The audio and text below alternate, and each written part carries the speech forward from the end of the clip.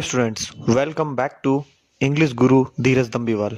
Students, English Guru Dheeraj दम्बीवाल के channel में आप सभी का स्वागत है। स्टूडेंट्स, आज हम पढ़ेंगे विज़न 2020, जिसे लिखा है डॉक्टर एपीजे अब्दुल कलाम ने।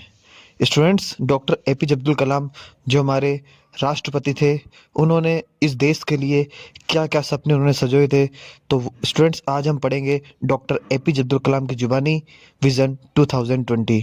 इस वीडियो को हमने एक एनिमेटेड वीडियो के द्वारा हमें आपको प्रेजेंट किया है, क्योंकि डॉक्टर एपीजे अब्दुल कलाम का जो सपना था वो हम सुनेंगे अब्दुल कलाम की जुबानी।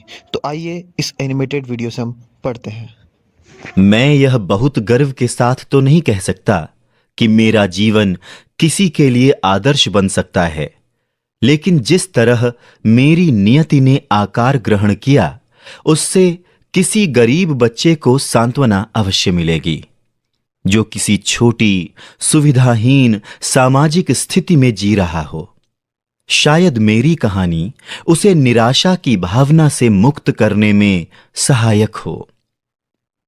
बच्चों, 15 अक्टूबर 1931 में मेरा जन्म हुआ था तमिलनाडु के रामेश्वरम में।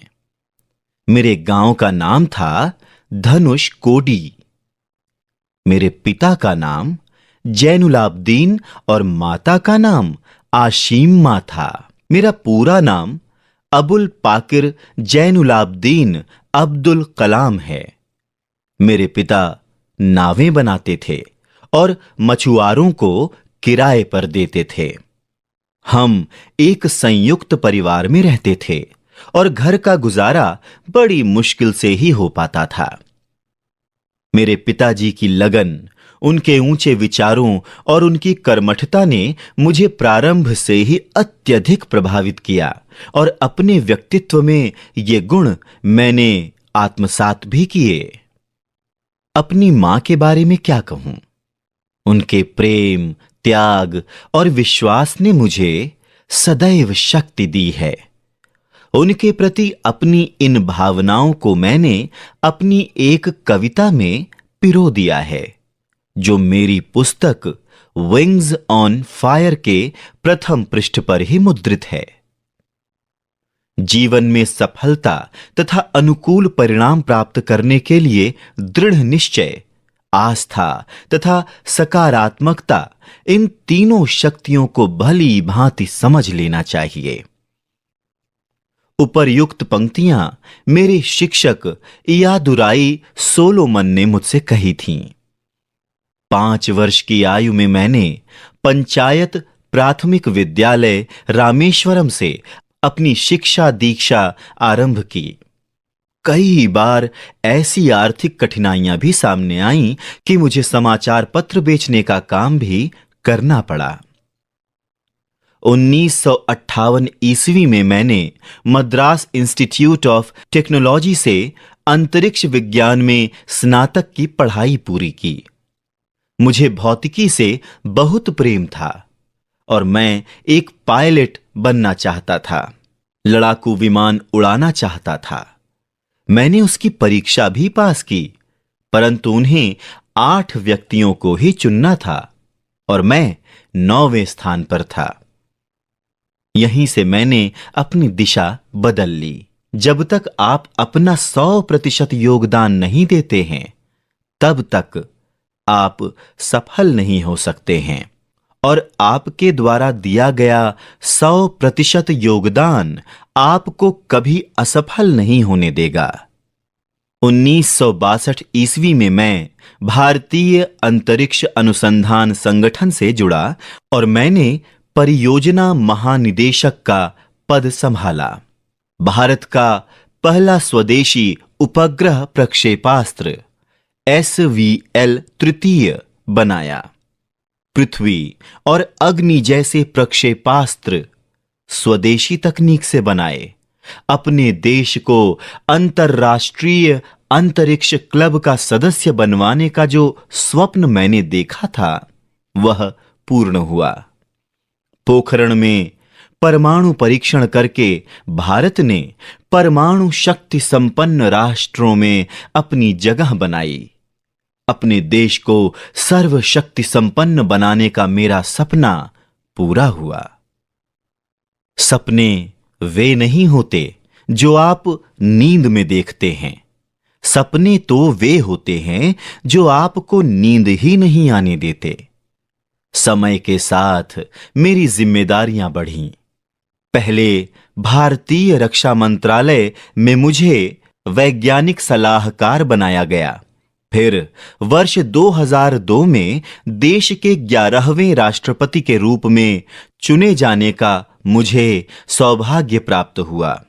मैं राजनीति से अधिक देर तक बंधकर नहीं रह सकता था। अतः वर्ष 2007 में अपने कार्यकाल के समाप्त होते ही मैंने दोबारा राष्ट्रपति न बनने का निर्णय लिया। मैंने सदैव भारत को विश्व में अग्रणी बनने का स्वप्न देखा था और इसके लिए मैं सदैव दृढ़ प्रतिज्ञ भी रहा। आपको पता होना चाहिए कि आत्मसम्मान हमेशा आत्मनिर्भरता के साथ जुड़ा होता है। मैं भारत को हमेशा आत्मनिर्भर देखने का इच्छुक रहा हूं। आज हम शक्ति संपन्न हैं तो लोग हमें गीदड़ भभकिया देकर डरा नहीं सकते। हमारी ठोस उपलब्धियां ही हमारी पहचान है। इसलिए जो हमें चाहिए उसके लिए प्रतीक्षा मत करो, संघर्ष करो, क्योंकि प्रतीक्षा करने वालों को तो उतना ही हिस्सा मिलता है जितना हिस्सा संघर्ष करने वाले छोड़ देते हैं। अगर आप पढ़ाई करने में कमजोर हो अथवा लोग ऐसा समझते हो तो भी हार न मानो। हर तरह से प्रयास करो। यह भी संभव है कि किसी अन्य क्षेत्र में लगने योग्य बेहतरीन दिमाग तुम्हारे पास हो। एक अच्छी किताब 100 अच्छे दोस्तों के बराबर होती है। मैं भी आपके लिए, अपनी अगली पीढ़ियों के लिए ऐसी किताबें लिखना चाहता था जो हमेशा के लिए प्रेरणादायक बन सकें।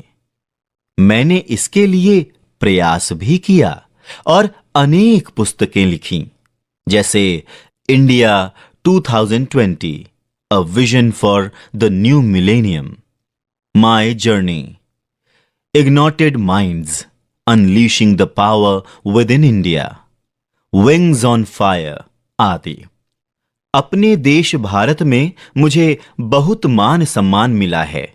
मुझे भारत रत्न, पद्म विभूषण, पद्म भूषण जैसे कई सम्मान प्रदान किए गए। अनेकों विश्वविद्यालयों ने मुझे डॉक्टरेट की मानद उपाधि दी। बच्चों, संगीत में मुझे विशेष रुचि है। मुझे कर्नाटक भक्ति संगीत सुनना बहुत अच्छा लगता है। कभी कभी वेन्नई वाद्य बजाता हूं। बचपन से ही अपने देश की मिली जुली संस्कृति से मुझे बहुत प्रेम रहा है। मैंने गीता का अध्ययन मनन पूरे मनोयोग से किया है। बच्चों से अपने विचारों का आदान प्रदान करना मुझे सदैव भाता रहा है।